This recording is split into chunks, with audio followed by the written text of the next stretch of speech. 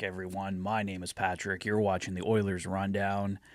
Been a few days since I had an update for you guys. I was planning on doing one yesterday, but then, of course, we got the absolutely horrible, tragic news on the Gaudreau brothers. Definitely just had to leave yesterday for mourning. I put out a message yesterday just giving my thoughts and prayers to the Gaudreau family. It's just an absolutely horrible situation, and the worst part is, of course, it was all avoidable. My thoughts and prayers go out to the Gaudreau family, and my thoughts are with all the Flames fans, Blue Jackets fans, the entire hockey community. We will definitely miss them going forward here in the years to come, and just hope their families can find peace one day here in the future. So like I said, wanted to leave yesterday for grieving, but let's get back at it here. I haven't had an update on the channel here for a few days, and some news broke this morning that doesn't directly affect the Edmonton Oilers, but it provides a solution that the Edmonton Oilers could definitely use here in the years to come, with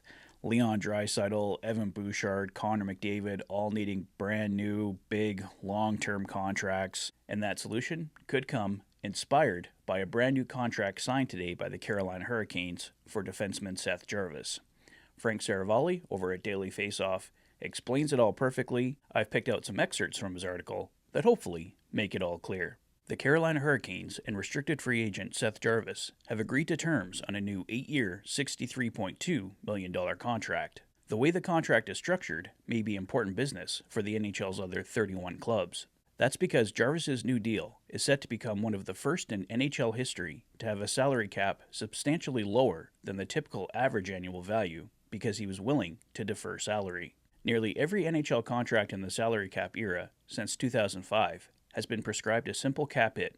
Take the total dollars, $63.2 million, and divide it by the length of the deal, 8 years, and you arrive at $7.9 million per year on the team's salary cap chart. With this deal, Jarvis will land on the Canes' books at approximately $7.5 million per year, a savings of $400,000 each season. There is a deferred signing bonus that is scheduled for July 1st, 2032, which is 1 day after the contract officially expires on June 30th, 2032. Because that payment is technically scheduled for year 9 of the 8-year deal, there is no year 9 cap charge for the Hurricanes, and the cap hit for the Hurricanes over the course of the 8-year deal is charged on what is actually paid out during that time.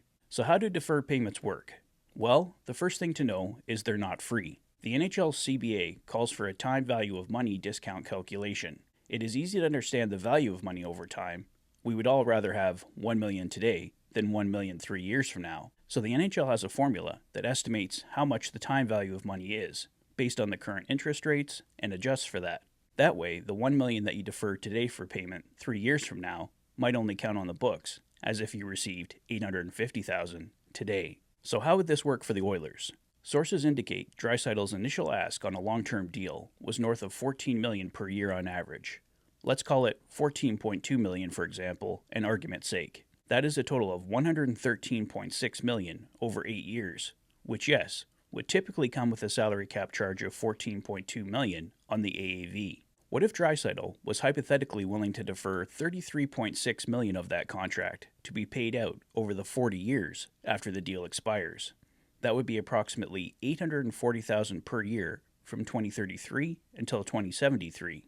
That would pay Draisaitl $80 million over the first 8 years of the deal, hypothetically making for a cap hit in the neighborhood of $10 million per year, or a discount of $4.2 million per year of the deal. That isn't exactly how the calculation of the math works, but the numbers are round and it's easy to grasp and understand. Draisaitl has already earned north of $70 million in his career. To bring in another $80 million over the first 8 years of the next deal would make him more than financially secure for future generations of Draisaitls. And the deferred $33.6 million, which is accruing interest the entire time, is not just gravy, but also idiot-proof savings. So the key here, guys, is obviously deferred money. Shohei Ohtani, I believe is his name, with the Los Angeles Dodgers. He was supposed to end up with the Toronto Blue Jays last summer, whatever it was. He had the big deferred money contract in baseball. He's pushing a lot of his money into the future, and that would be the idea here for Leon Draisaitl, Connor McDavid, Evan Bouchard, for the Oilers to push down that annual cap hit and obviously try and make it all work. I know every time I do a Draisaitl, McDavid, Bouchard contract video, there's always a lot of comments in the video.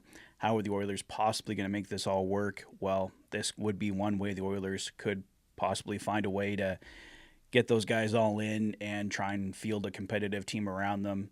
Obviously, you need guys to take value contracts throughout the lineup, but this could be possibly one way the Oilers make it all work. Frank notes here in his article that the NHL probably will push back at some point here, calling it cap circumvention. So don't know how much the Oilers, if they choose to go this route, would be able to get away with, but let's find out here in the months and years to come with the other guys. But we've been waiting a bit for the Draisaitl deal. If it's something like this, like I said, that would account for the extra time. And if not, the Oilers may be looking at it possibly for McDavid or for Bouchard deals. So let's see what happens here, guys. But let me know your thoughts on this. Do you think this is an avenue the Oilers should explore? Let me know your thoughts in the comment section below. If this is your first visit to the channel and you like what you see, please consider liking and subscribing for all the latest Oilers content. You've been watching the Oilers Fanatic. Thanks for being a fan.